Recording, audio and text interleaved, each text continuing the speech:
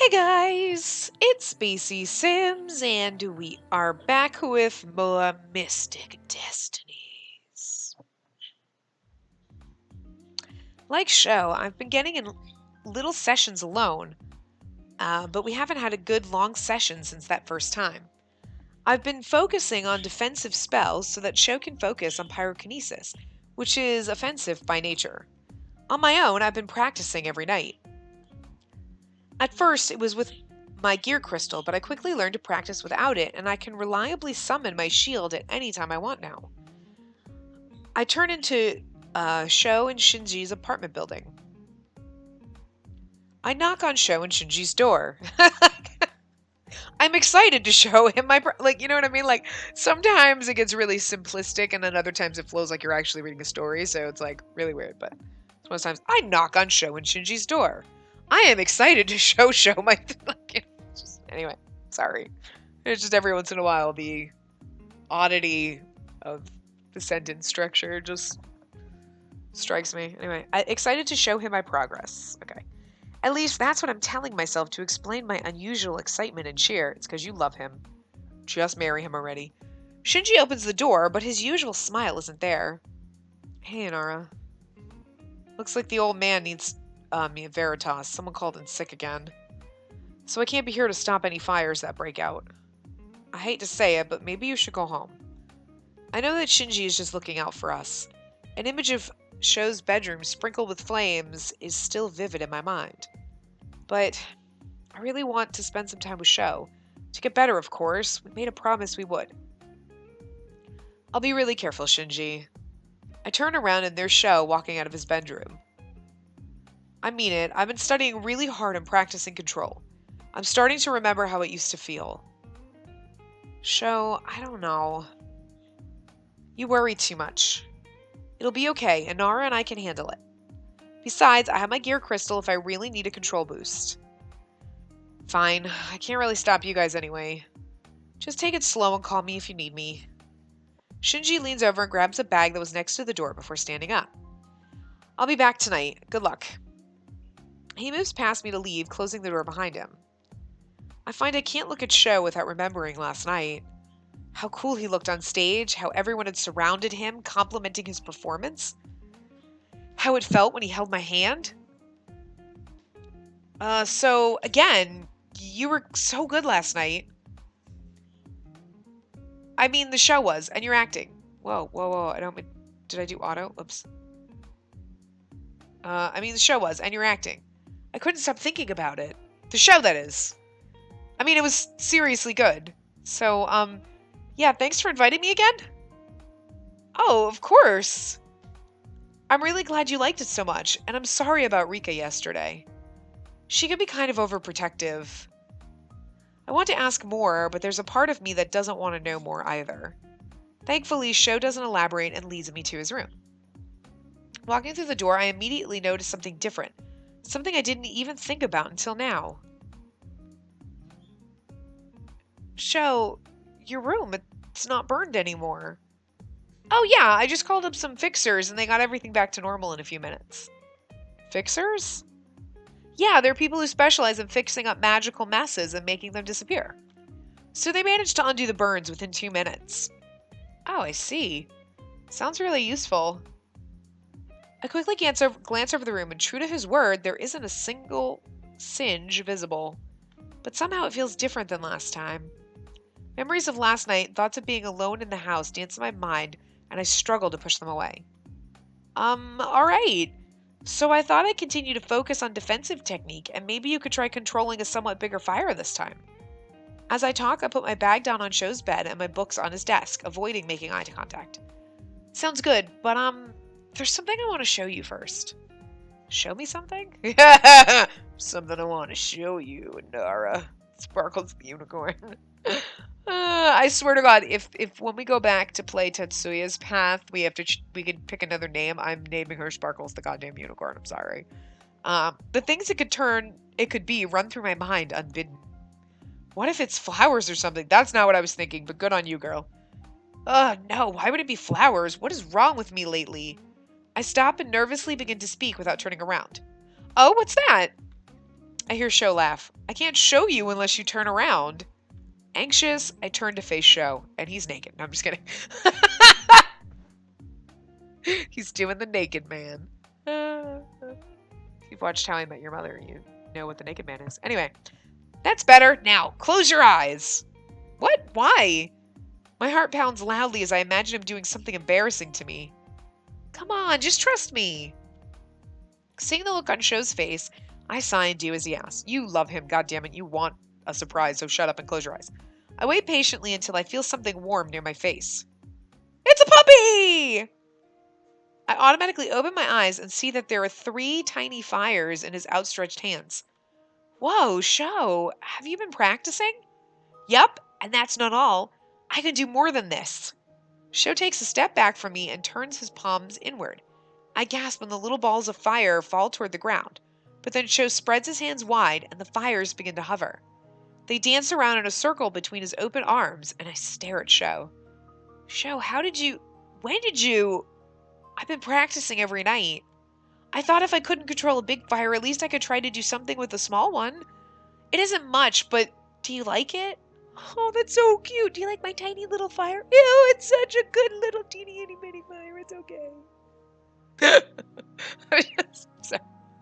Like it. I love it. It's beautiful. I'm gonna vomit. I stare at the tiny dancing fires slowly moving around in a circle in front of me for a few more moments. Then I notice that Sho is staring at me instead of the fires. Oh, I just remembered I wanted to show you something too, but now it seems lame compared to yours. Sho makes a swift motion with both hands and makes them come together. The fires completely vanish, and I'm impressed by his practice movements. He really has been studying hard. I used to think he was unreliable and a slacker, but I'm glad you liked it that much, but there's no way anything you do is going to be lame. So show me anyway. But show me anyway, it's probably lame. No. Sho looks at me expectantly and I nod, taking a deep breath. I place my hands out, palms up, and then bring them in before pushing them out. I can feel my awareness of the things in the room grow as my shield spreads out over the entire room. When it moves over Sho, I find that I can almost recognize his presence, but this time I don't let go. Wow, you've been practicing too! Yeah, I was scared at first, but I realized I didn't want to just depend on my gear. I wanted to learn to control my powers for myself. Like how her eyes are all green because she's doing powers. I let go of the shield when I feel my focus waver. What Professor Kazama has said has stuck with me too, that people often need to fight in this world. I thought the first thing I should learn to do is protect myself and my friends. There's a part of me that hopes you'll never have to fight, but I guess that's not realistic. So there's a part of me that's also really happy you'll be able to keep yourself safe, even when I'm not around. I'll always need you. Sho, I'll always need you. Even if I suddenly become the best at everything and no longer need help with anything. We'll still be friends, so of course I'll need you. No. We'll be lovers, because I'm in love with you. Just say it. Follow me, Sparkles the unicorn. Say it. Tell him you love him. Right, of course. Even when you don't need help, we'll still be friends. Anyway, why don't we get to practicing? There's a lot we need to do, and I get the feeling that we can make a lot of progress today. Sho is even more enthusiastic than usual as he practically throws himself into his chair. He immediately opens one of the textbooks, flipping through it, and even I can tell that he's forcing it a little. With nothing else to do, I sit down next to Sho, determined to make the best out of our time. It's been about 5 hours since we started studying, and 2 since we started actively practicing. We're both covered in sweat, and it isn't pretty. But neither of us is paying any mind. Yeah, well, that means shower time. I am so bad. Oh my god. This is a visual novel for ladies, which means it's only polite and slight romance and magically falling in love, and there's none of that inappropriateness, because that's what they save for the man-folk games. You know, I want a little debauchery in my life now and then, too. Just saying. In games, not in real life. I'm pretty boring in real life, and I'd like to keep it that way. Thank you very much. I don't want excitement. I like living in my tiny little bubble. Anyway, I reinforce my shield. The raw energy I have to work with doesn't seem to be flagging. But my focus and willpower is. However, as long as Sho doesn't give up, I won't either. Again! Are you getting tired? This isn't about being tired. This is about you practicing controlling your power. You haven't come close to really testing my shield once. But stop making excuses, Sho. Do you want to be a pyrokinetic or not? Do it. I don't know if she'd really get angry, but fine. Pew, pew, pew, pew. Sho wipes the sweat off his brow with one arm and then focuses on my shield with an intensity I haven't seen. He pulls back one arm with a fist. The hairs on the back of my neck stand up and I feel, for the first time, a distinct feeling of fear as I realize the danger of the power before me.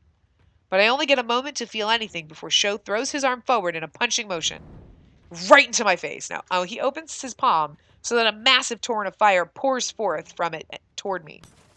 I throw my hands up to my face in a gut reaction and feel my shield shatter around me. I'm flung back by the force of the attack. And then there was a little tink. I'm flung back like all this violence and then tink. Ugh. The glass window behind me shakes upon impact and I slide down to the floor. Inara! Sho runs over to me, but I'm completely disoriented. I stare blankly at the tiny fires on the floor around me as I try to understand what just happened. I was practicing with Sho, and then he tried to kill me. Just kidding. Inara! I feel warm hands on my shoulder as Sho crouches down, and suddenly his face is right in front of mine. Now you can kiss him. Perfect time. She totally did this on purpose. His pretty gold eyes look so terrified that I reach out and touch his face. What's wrong, Sho? What's wrong? I just hurt you. Are you okay? Do you hurt anywhere? My head still feels dull from hitting the glass, so it feels like I'm working through sludge just to respond. I'm okay, just a little out of it? I try to sit up, but slump forward and grab my head. I regret the action when my hand burns in pain. Ah! I grab my hand, but Sho takes it from me and looks it over. He takes in a deep, shuddering breath before speaking. Your hand, it's burned. Just a little, it looks like. It's not too bad considering the amazing attack you just did. I hear Sho's already quick breathing start to become irregular. He drops my hand and sits on the floor in front of me, still not looking at me. Is he crying? Get a grip, baby. I'm just kidding. I struggle to focus on him. Sho, it's okay. I'm okay. No, it's not okay. I hurt you. I hurt someone again. Sho, please. It's okay. I can see he's starting to panic, and I try to reach out to him. But Sho grabs his head with both hands and looks away from me at the floor. His breathing rapid and shallow now. He's crying. He doesn't appear to be talking to me anymore. I hurt someone again. I hurt her. I knew this would happen again. I realize Sho's totally losing control. He looks so helpless sitting there, gently rocking back and forth, trying to maintain some kind of grip on his emotions. Give him a giant hug. It brings back a very potent memory of me watching Sho and the others. Emotions running wild, stuck in a body that won't cooperate. Is this how Sho felt watching me? Did he feel so useless? As horrible as I feel right now, I know Sho is suffering more. I don't know what's going on, but I have to help him. I get on my knees, burned hand, and possible concussion and be damned. Sho doesn't seem to notice as I crawl closer to him until I'm right in front of him. He still won't look at me, even though he's shaking. Sho, I'm right here. I'm fine and I'm right here. I gently touch his hands and take them down from his face. He looks so completely helpless sitting there, shivering with no defenses left. That emotion overcomes me too. I reach across and lightly put my arms around him. Immediately, he throws his arms around me too. Aw. I can't see his face, but I can feel and hear him softly crying. It's like da-da-da-da-da, and then stops. Like, we stay like this for some time. I don't let go until I feel Sho's breathing return to normal. Even then, I'm too scared to let go, as if he'll break or start crying again if I do. Oh, it's okay. Just sit there and hold him. Sho eventually pulls back, and I do too. I look down at the floor while he wipes his face with his jacket sleeve. Nara, you can look at me now. I'm done. I shyly raise my eyes to Sho and see a tear-streaked face, a little pink with emotion and some embarrassment too. I'm sorry about that. I don't know what happened there. I shake my head. There's never any need to apologize for your emotions. Thanks. When you say it, it makes sense, but some other girls in the past haven't been so understanding. Well, they're bitches. It's okay to cry, sweet cheeks. I mean, unless you cry all the time, then you're a girl, because I do that all the time, and I'm a girl. It's okay. It's okay to cry all the time. Maybe. But I already know you're different. Girls, huh? My stomach tightens in an uncomfortable way that I can feel in my chest, too. Um, so you don't have to talk if you don't want to, but I just want to let you know that I'm willing to listen if you do want to. Sho doesn't say anything, but his face seems to say it all. After a few moments of silence, I start to get up from the floor, but Sho grabs my hand. Wait, please. I'll tell you, just please don't leave me alone right now. The last sentence comes out as a whisper, but I can hear the pleading in his voice. I sit down, folding my legs beneath me. There's actually not that much to say when I think about it. It's just not a pleasant memory. Sho takes a deep breath before he begins. When I was 13, I tried working on my powers all on my own. I was sick of being the only useless one in my family. No one took me seriously. Nobody even paid attention to me. Aw, Sho's pain is evident in the bitter way he says this, and I realize that this is something that still bothers him. In my head, it was all because of my problems with my powers. It wasn't until later that I realized there were many other reasons. But I had convinced myself. I would suddenly regain my powers, and my parents and everyone would love me again. So I tried practicing on my own in my room. It wasn't a good idea because I was even more powerful than before. And combined with teenage hormones and frustration and not knowing what I was doing, I ended up blowing up part of my bedroom. Even worse, my caretaker, Miniko, was entering the room at the time and she was hit by the fragments and debris from the explosion. They hit everywhere, all over her body. Just seeing her collapse into the floor, blood everywhere. My God, did you kill her, you murderer?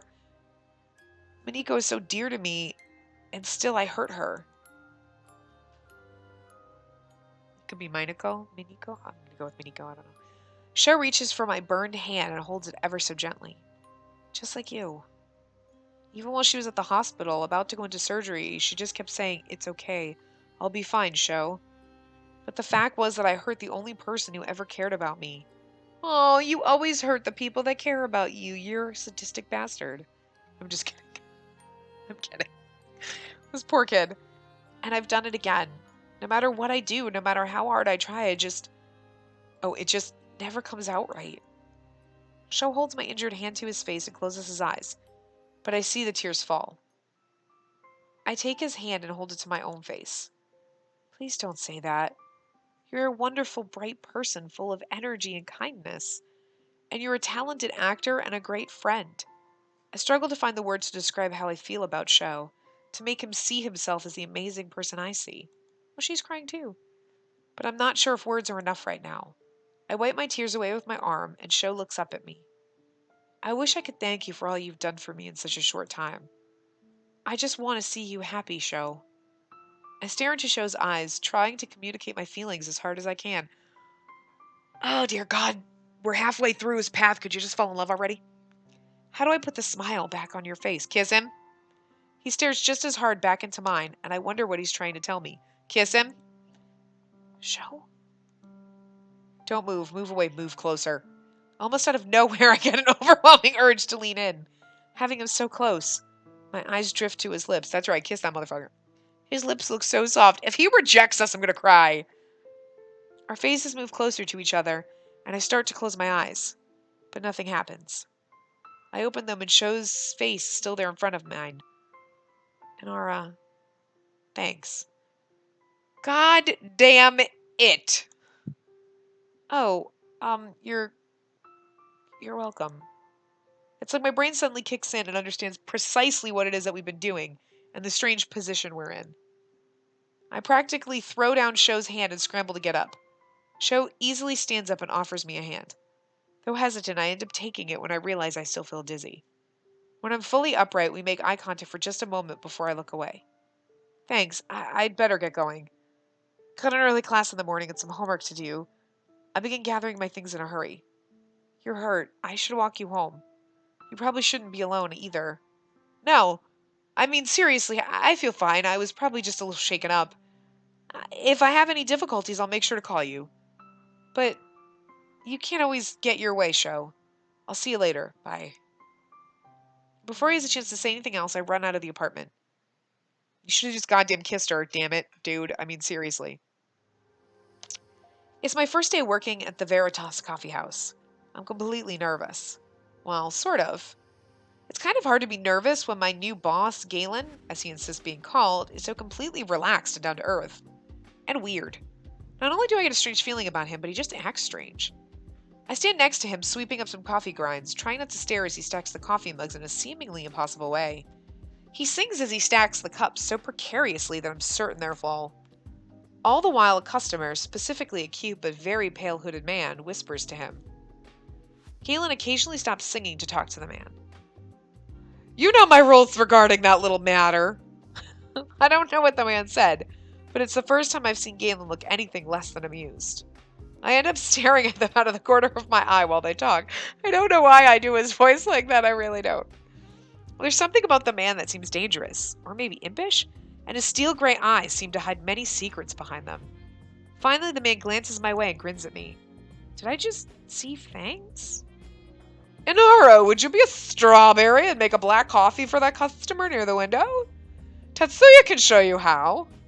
Galen turns his back to his customer, and I get the feeling he wants me to go away. Sighing, I leave the area from behind the counter and look for Tatsuya. Tatsuya is clearing the tables, balancing stacked dishes in one arm while wiping down the table with another. He looks like such a pro doing it that I sigh again, feeling particularly useless for having to bother him. You know what they say about sighing. He continues wiping down the table while we talk. What? That your happiness will leave you? Yeah, it's pretty stupid. But I've heard it so many times it's ingrained into me. Anyway, what do you need? Help you with a coffee machine? Really? Can't even make coffee yet? No, otherwise why would I be asking you? Fine, just go over there and I'll be there in a sec. I do as I'm told and walk to the machine. A few minutes later, Tatsuya comes over to help. As he teaches me, I look back to where Galen is. I notice that his customer is gone. He seems to be staring at nothing in deep thought. Hey, are you even paying attention? Watch out! I look back down to what I'm doing and see that I've almost overfilled the coffee cup. Tatsuya reaches over me to turn it off. His hand brushes against one of my softer areas when he does so. He brushed your boobies? Sorry, that was an accident. But would you please pay attention? The machine can be extremely dangerous if you don't use it right. It's just a coffee machine. One that makes very hot drinks that I don't want to get burned by. Tatsuya glances at the bandage on my hand. But it looks as though you've already had your fair share of getting burned. Everything alright over here? Yes, sir. I told you to knock it off with the thirst stuff. Anyway, I'll be at my office. Try not to need me, but I'll be there if you do. I don't know what's wrong with me. Galen saunters from behind the bar to the back room. At almost the exact instant the back room door slams shut, the front door opens. I'm shocked to see who it is. Professor Kazama? Oh, yeah, the professor visits this place in the evenings a lot, I hear. Actually, there should be a woman coming in soon after him if the rumors are true. Tatsuya moves away to go serve the customer their coffee, leaving my questions behind. Hey there, Sparkles the Unicorn. I didn't know you'd started working here. Today's my first day, actually. Oh, well, good luck. You look nice in your uniform. Thank you. The front door opens and another customer comes in. This time, it's a tall, gorgeous woman with dark red hair. She's so trendy and well made up that I wonder if she's a supermodel as she takes a seat next to Hikaru. Oh, could this be the woman that Tatsuya was talking about? I wonder if it's the professor's girlfriend. They'd look really good together. She gives me an expectant look, but I'm too dumbfounded by her beauty to really understand. Her dangling earrings move with her. She cocks her head to the side. Can I order, please? A coffee would be delightful. Hey, Lynn, how are you? I'm doing quite well this evening, and you? I moved to get the coffee, feeling entirely frumpy and childish in front of two such beautiful adult people. Sho and I could never be like that. We just laugh too much. Wait, why am I thinking about Sho? I almost spilled the coffee on my bandaged hand again, but stopped just in time. Enough of this. I just need to concentrate on work. The whole point of this is to distract me from thinking too much, so I just need to do my best. It's after 10 and my shift is officially over. I like how it changed. It looks pretty at night. I'm exhausted. I never knew how hard it could be to work like this. How do people do it all the time? Some of us aren't rich, bitch. We have to work 40 hours a week, okay? I'm not at a coffee house, but anyway. I'm barely standing, but Tatsuya is still going strong, finishing up a few customers' orders. Because he's used to working. His mommy owns a shop, a restaurant, and this is like his other job. I noticed that the customer Galen asked me to serve a few hours ago is still in the corner on her laptop. I'm clocking out, Tatsuya. I grab my bag and sign out on my register. About the same time, I notice the customer close her laptop and get ready to leave. Have a nice night. She doesn't look at me at all, and I somewhat regret saying it. Well, whatever. Can't help it if people are rude. That's when I notice it. Peeking out from behind her shoulder-length black hair, I see a pair of bright blue earrings. I see them just before she leaves the building. That's... all I can think of is the past weeks of stress, fear, and of course, the charm Kaio gave me. I need to talk to her at least, find out what she wants. I hesitate for a moment, looking back at Tatsuya before turning around. No, if this is about our company, there's no reason to get the guys involved. I hitch my bag on my shoulder and walk out into the night. The girl's moving fast, so I'm already suspicious. But I figure if there's one way for sure to tell if she's malicious or not. Excuse me, miss. The moment I call out to her, the girl pushes someone aside and breaks out into a run. I knew it. That is the girl that's been stalking me this whole time. But I'm not going to live in fear anymore. I'll figure out what's going on and end this. I sling my bag crossways over my body and start running as fast as I can. Woo! Interesting. Anyway, I'm going to wrap this part up here because it's a chapter 7. So I think what I'm going to do from now on is try to, unless it's going super long, is probably do a chapter each episode. Because it seems like they're wrapping up at about, like, 30 minutes in or so. So it seems perfect. So some might be a little bit longer, some a little bit shorter, but I'm probably going to try to do, um, one chapter.